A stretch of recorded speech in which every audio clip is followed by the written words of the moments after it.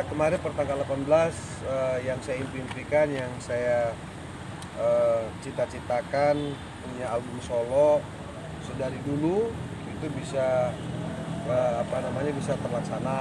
Alhamdulillah 8 lagu udah rilis secara fisik albumnya, jadi bukan hanya sebatas di platform digital aja, tapi ada album fisiknya, judulnya Di Atas Langit. Dan kemarin video klipnya udah tayang di YouTube Trinity. Single pertamanya itu Sumpah Demi Apa. Menceritakan tentang apa sih? Sumpah Demi Apa itu lagunya yang buat teman gua, Vicky namanya. Gua sengaja karena gua pengen nyoba kalau gua bawain lagu orang di luar Ungu itu kira-kira rasanya kayak apa sih. Jadi gue pakai teman gue yang namanya Vicky, dia nulis 5 lagu di album Di Atas Langit, gue nulis 3 lagu. Nah lagu single pertama gue sengaja pengennya jangan lagu gue, lagu Vicky dulu aja. Karena Vicky ini kebetulan juga teman gue dari Palu juga, kualitasnya bagus banget. Gue pengen supaya dia juga bisa ngambil peran di album gue supaya gaungnya nasional, terus Vicky-nya sendiri juga bisa dapat kesempatan untuk bisa berkolaborasi secara nasional. Sebenarnya apa sih nyanyi solo sama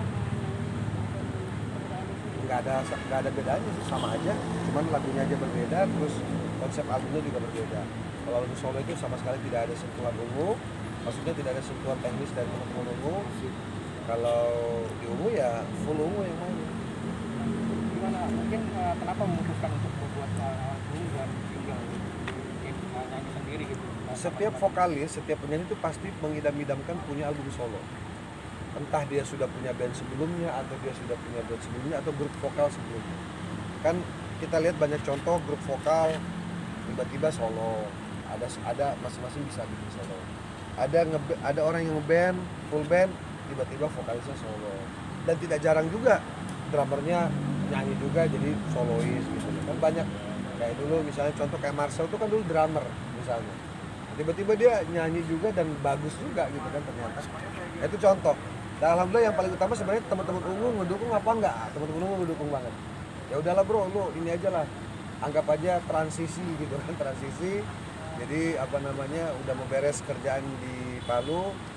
Ya udah lu solo dulu deh, Insyaallah tahun depan panjang umur kita sudah siap produksi untuk Ungu. Gue juga kangen banget buat album Ungu. Udah kangen dengan suasana studio, udah kangen dengan manggung, makanya kita berharap udahlah biarin aja deh 2020 ini benar-benar tahun Covid banget, tapi Januari please dong. Januari udah bisa ini lagi lah, teman-teman musisi itu udah bisa kerja lagi. Sendiri gimana nih kan mungkin kan masa jabatan juga habis dan kan kemarin mau nyalon terakhir mengundurkan diri. Nah, ini kan akan fokus sendiri untuk bernyanyi atau seperti apa?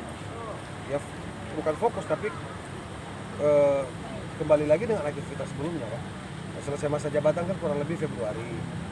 Nah di Februari itu juga kita udah bahasanya udah free lagi, udah lebih banyak waktunya lagi untuk bermusik, lebih bebas lagi untuk berkarya, tidak harus khawatir ini dan itu gitu kan.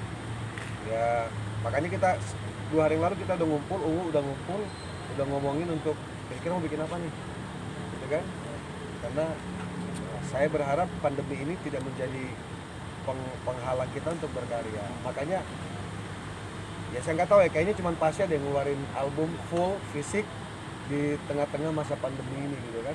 Itu sebagai bukti, sebagai motivasi juga buat teman-teman lain bahwa ya kita masih bisa berkarya kok walaupun pandemi gitu. Persoalan nanti laku apa enggak, orang suka apa enggak itu urusan nanti, yang penting karya dulu yang kita ke depan.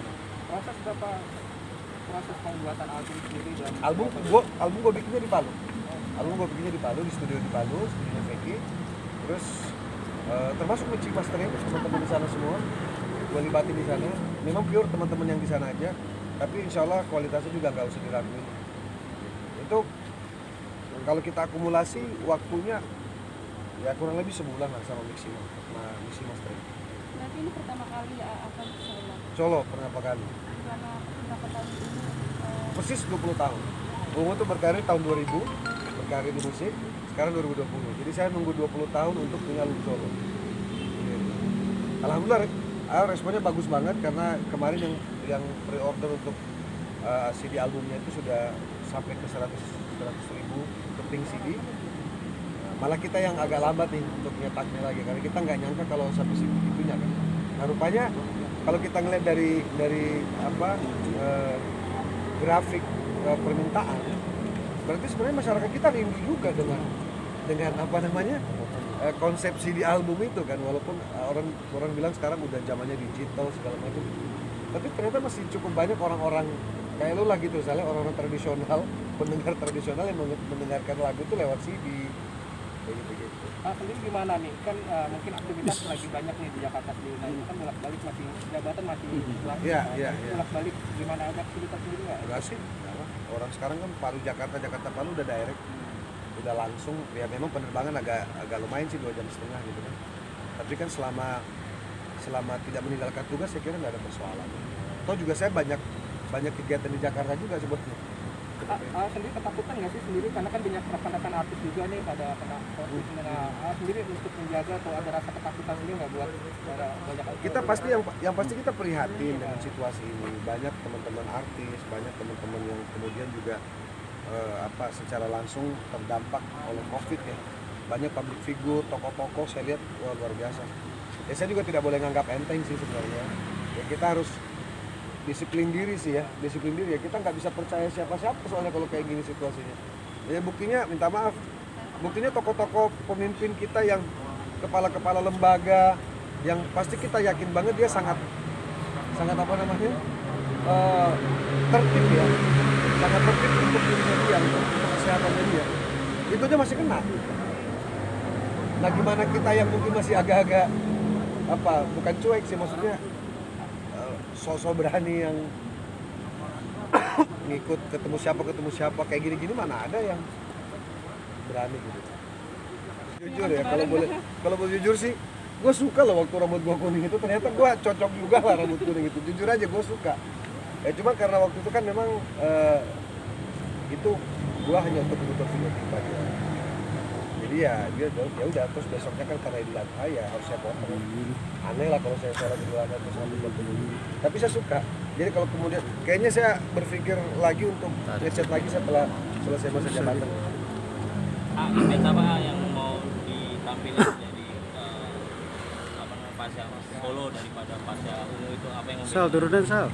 Kalau kita lihat dari cover albumnya memang di situ kelihatan sekali Pasha seakan-akan pengen nunjukin bahwa dia udah dewasa. Ya menggunakan coat, berdasi, gitu kan, rambutnya juga ala-ala eksekutif lah.